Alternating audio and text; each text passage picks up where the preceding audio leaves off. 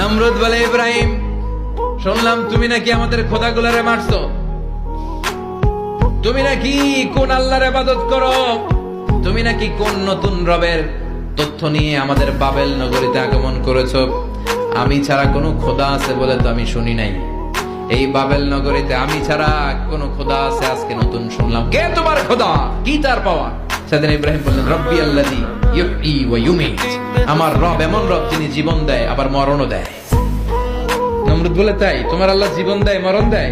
আনা উহয়ী ওয়া উমীত, আমিও তো জীবন দেই আমিও তো মরণ দেই। সাইয়েদনা ইব্রাহিম বললেন, তুমিও যদি আমার আল্লাহর মতো জীবন দাও মরণ দাও তাইলে দেখাও। নমরুদ জেলখানা থেকে দুইজন ফাঁসির আসামিকে ধরে আনলো। ধরে এনে একটা ধারালো ছুরি নিয়ে প্রথম আসামির পেটের ভিতরে ধা করে ছুরিটা ভরে দিয়েছে। ফিনকি দিয়ে রক্ত ছুটলো। লোকটা ছটফট ছটফট ছটফট করতে করতে দুনিয়া থেকে বিদায়। এবার পেট থেকে ছুরিটা বের করে দ্বিতীয় আসামির পেটের মধ্যে ঢুকাতে যাবে ধা করে। In the meantime stop, ঢুকায় নাই। পেটে ঢুকাইতে যাও, ঢুকায় নাই। ইব্রাহিম, এই যে দেখো, তোমার সামনে প্রথম লোকটারে আমি জীবন মৃত্যু দিলাম, আর এটার মৃত্যুর পথ থেকে বাঁচাই এটারে আমি জীবন দিলাম। প্রথমটারে দিলাম জীবন, পরেরটারে দিলাম, প্রথমটারে দিলাম মরণ, পরেরটারে দিলাম জীবন। তোমার রব যে যেরকম করে জীবন দেয় আর মৃত্যু দেয়, আমিও জীবন দেই আমিও মৃত্যু দেই। চিল্লায় পড়েন নাউযুবিল্লাহ। সাইয়েদনা ইব্রাহিম বিপদে পড়ে গেলেন। তাই তো, আসলেই তো প্রথম লোকটারে মৃত্যু দিল, দেয় নাই? কথা কন, ছুরি মেরে রক্ত বের করে ওর মৃত্যু দেয় নাই? পরের লোকটারও একই ভাবে মৃত্যু দিতে যে সেখান থেকে বাঁচিয়ে জীবন দিল। ভেজাল আছে না নাই?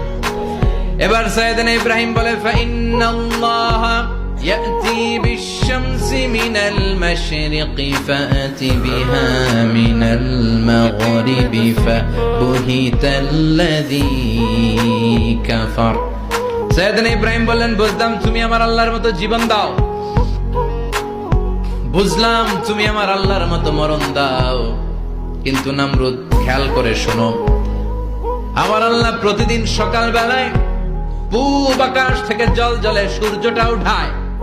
তোমার যদি এরকম কোন ক্ষমতা থাকে, তুমি আগামীকাল সকাল থেকে পূর্ব দিক থেকে সূর্য না উঠিয়ে পশ্চিম দিক থেকে সূর্যটা উঠাও। ফাবুহিতাল্লাযী কাফার। এবার ধরা গেছে, এবার জায়গার মধ্যে ধরা, একেবারে স্টপ, লা জবাব। নমরুদের মুখে কোনো জবাব নাই। এবার নমরুদের মেজাজ নরম নাকি গরম? কথা কন। গরম মেজাজ নিয়ে কয়, হাররিকু, এটারে আগুনে জ্বালা, এটারে আগুনে ফেল। নমরুদ বুঝে নাই যে আগুনের মালিক কে।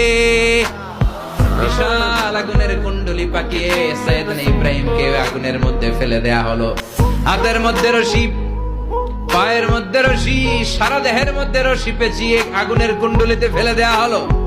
মুহূর্তের মধ্যে আগুনের প্রজ্বলন শক্তি ওই রশিগুলোকে জ্বালিয়ে পুড়িয়ে ছারখার করে দেয়, কিন্তু সাইয়েদনা ইব্রাহিমের দেহের একটা পশমও জ্বালায় না। যে রশি দিয়ে টাইট করে বাঁধছে, ওনার দেহের সাথে লাগানো টাচ করা রশি, ওই রশি জ্বলে যায়, কিন্তু সাইয়েদনা ইব্রাহিমের পশম জ্বলে না। চিল্লায় পড়েন আল্লাহু আকবার।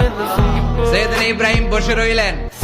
নমরুদ কয়, আরো আগুন জ্বালা, এলাকার বড় বড় গাছগুলো, তক্তাগুলো কেটে আগুনের কুণ্ডলিতে ফেল।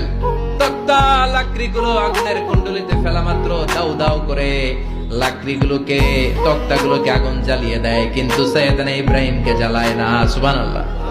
আল্লাহ বললেন, আগুন খবরদার, আমার ইব্রাহিমের গায়ের যেন পশম না পুড়ে যায়, কারণ ইব্রাহিমের সন্তান হবে ইসমাইল, আর ওই ইসমাইলের বংশে আমি পাঠাবো আখিরি জামানার পয়গম্বর।